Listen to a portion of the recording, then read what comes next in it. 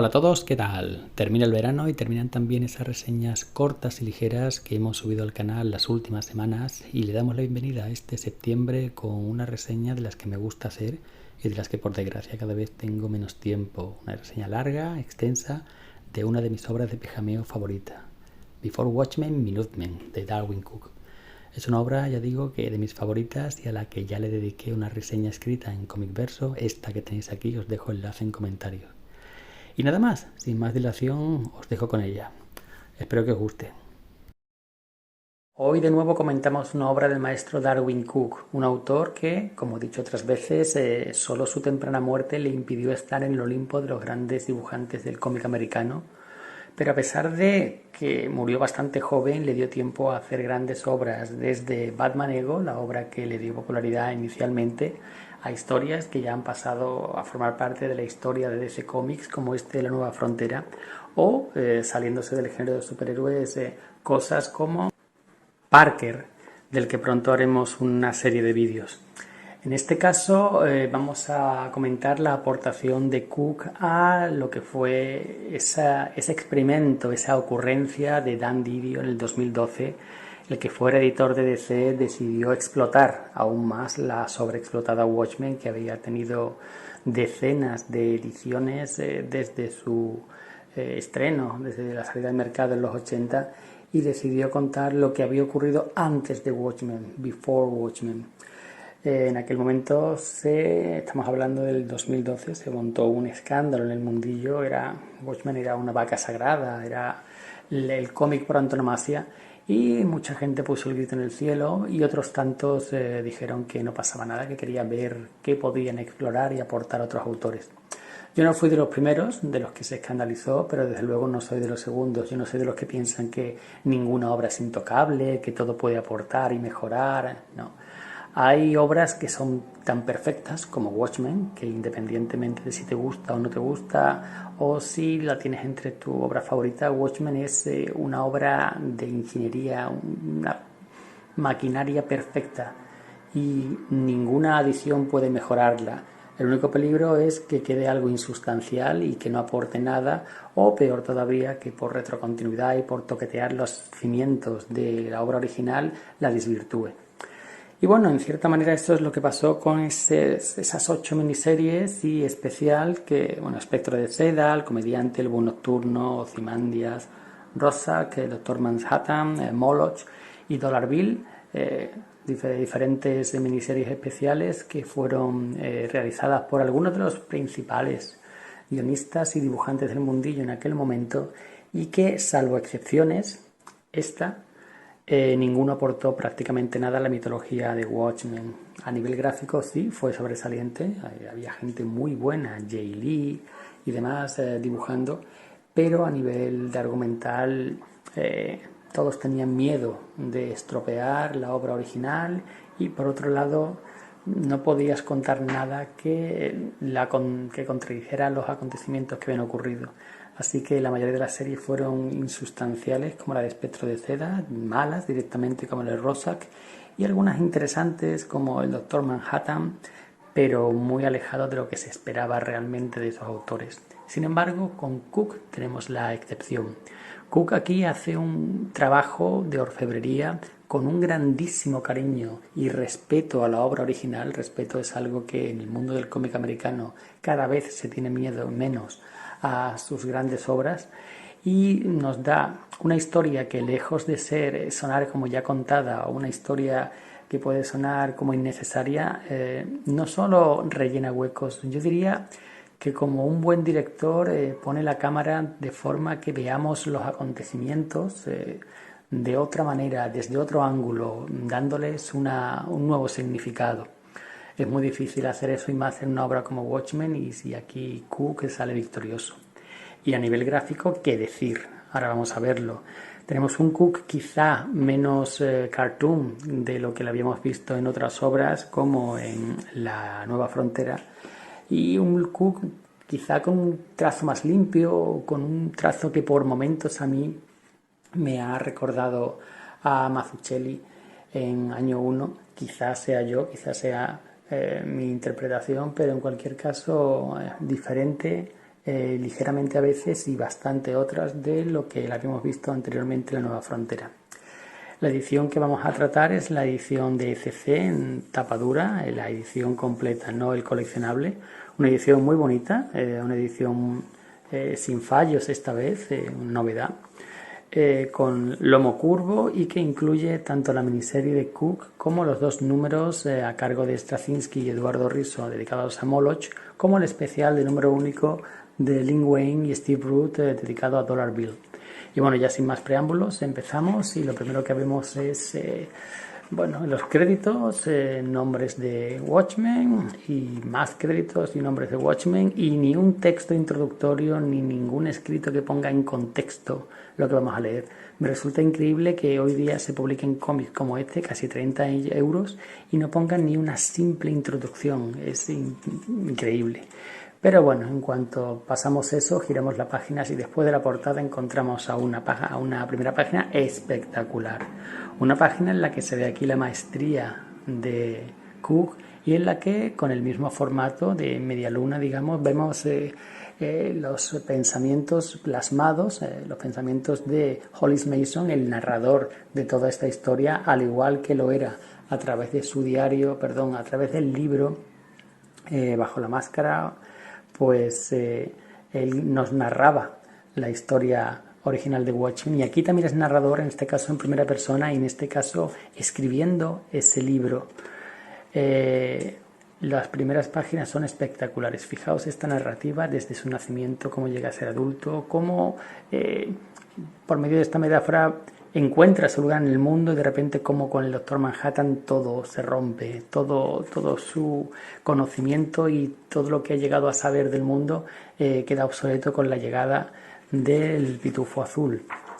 Es magistral el comienzo narrativo y de dibujo de la obra y a partir de aquí pues vemos como hilo narrativo, de nuevo como en Watchmen, a través de las palabras de Hollis Mason, un Hollis Mason que en este caso aquí acaba de retirarse y ha escrito sus memorias que no serán del agrado de todos porque por primera vez cuentan la verdad, y es que lo que leímos en Watchmen, en la obra original, lo que leímos de los extractos de sus libros no está todo.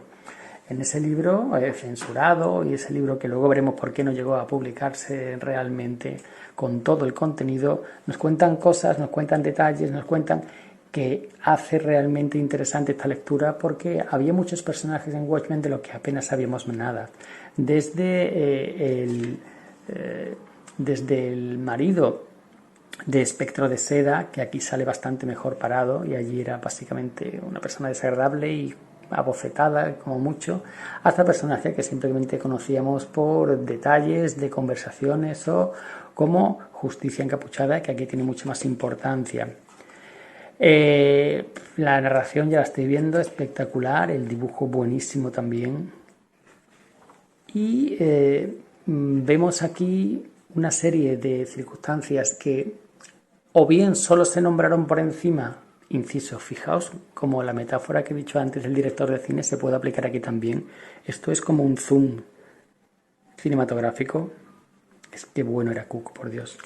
Pues nos cuentan, nos amplían detalles que en Watchmen simplemente se contaban a vuela pluma.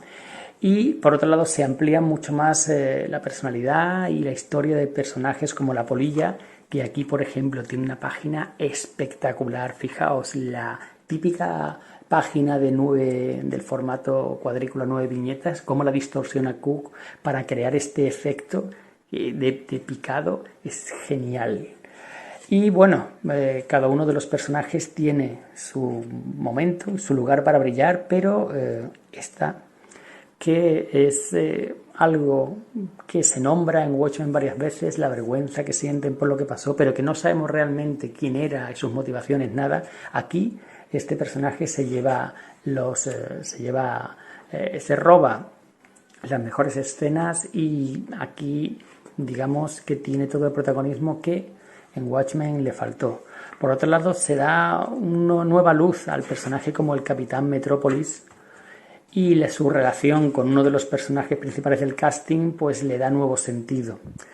¿Qué más contar? No quiero hablar mucho porque haría spoilers, pero somos testigos de, por ejemplo, el casting de los posibles futuros miembros, como las flaquezas de todos estaban desde su primera incursión, desde que iba a ser su presentación en sociedad, y que, como descubrimos en la obra original, y aquí se nos amplía, fue un bluff aceptado por todos, y desde el primer momento la cosa fue mal.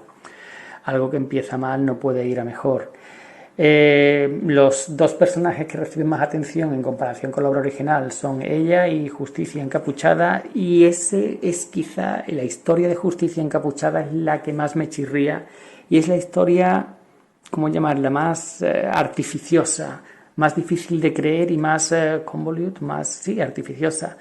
No termino de cuadrarme, y creo que aunque la relación que le dan con uno de los personajes principales tiene sentido y funciona, pero la trama que se monta a su alrededor y su historia de origen, sobre todo, no me acaba de convencer, y creo que en la miniserie Watchmen aciertan mucho más dándole su secreto, su personalidad, dándosela a un negro que oculta su rostro y su piel para poder impartir justicia, algo que en la América de los años 40, 50 era impensable.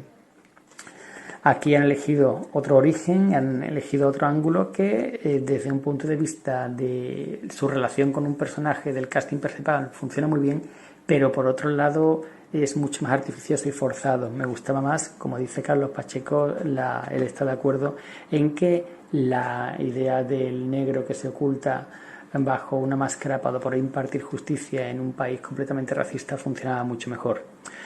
Y bueno, la historia funciona perfectamente en base a ese libro de Mason y en base a los recuerdos que él tiene en flashback. Vemos conociendo la historia cuando lee las páginas y cuando la gente trata de influirle para que no publique eso, porque mucha gente se sentiría sufrir las consecuencias.